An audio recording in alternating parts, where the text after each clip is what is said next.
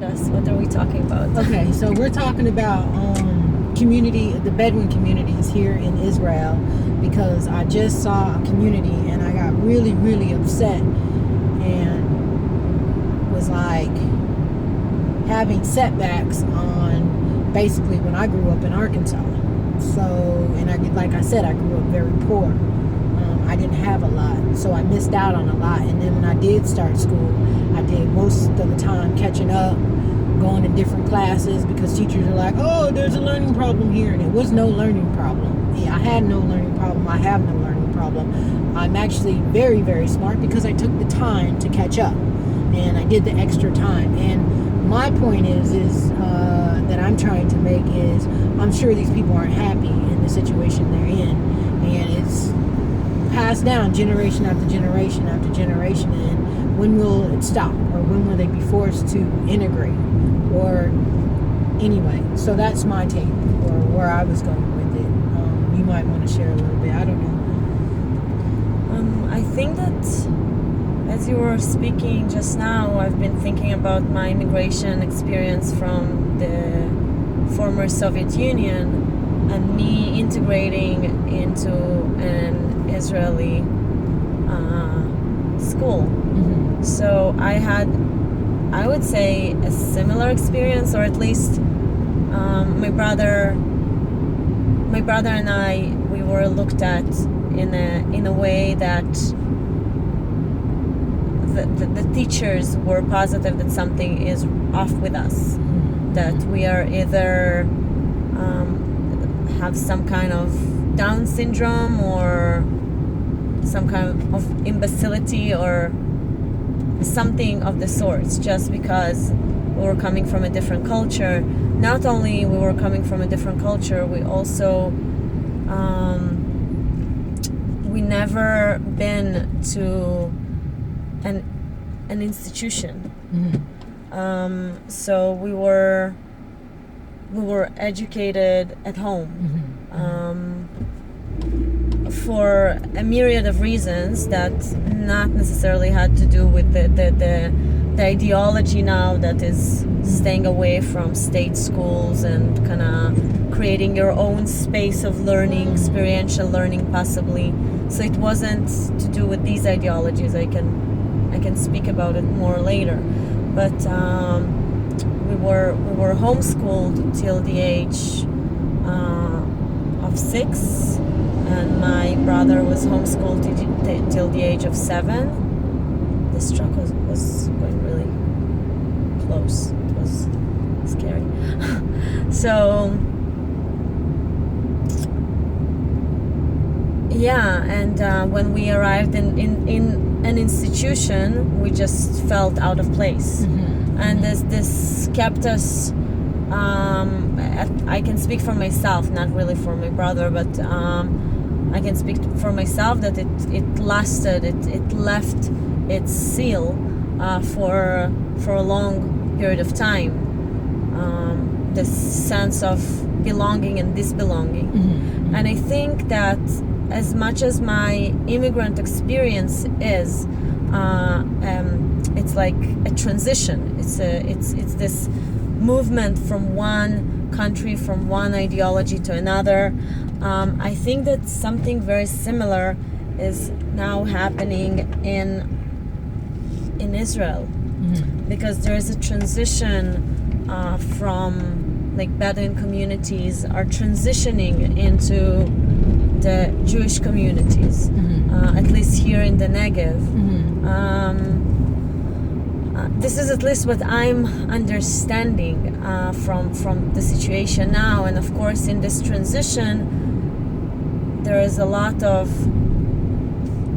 lot of misunderstandings of each other's country, because we don't speak about it enough in the public discourse, not in the way that avoids xenophobia. Because I feel that every time we have this transitional period, if we look throughout history, there is always this xenophobic experience that the so-called locals, or locals at the present time, experience towards the newcomers, and that the newcomers experience towards the locals. Whether and this xenophobia can be expressed in many different ways. I can think of two, as I speak, I can think of this attraction, this exoticization, like thinking that something that this other person from this other culture have is something exotic and mysterious and interesting. On the other hand, so that there is this attraction, but at the same time there can be this experience of I don't want anything to do with this person because it's so I can't really understand what's happening there, so I will make excuses to not interact. Exactly, but that's just human nature. That's just something that we're never going to be able to get over. We're always going to be judging, we're always going to be anything different. That's just human nature. I think that basically I want you to talk about, like, what do you think that these people who suffer from that, what do you think would be something that help them integrate a little bit easier?